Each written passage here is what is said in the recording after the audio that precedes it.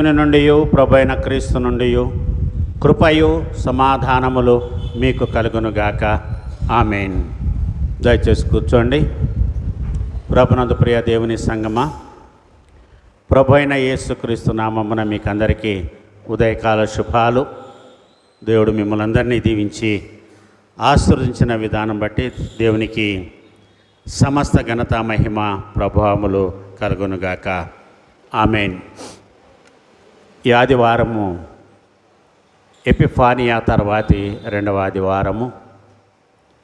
ఎపిఫానియా అనగా దేవుడు తనను తాను అన్యజనులకు ప్రత్యక్షపరచుకొనుట.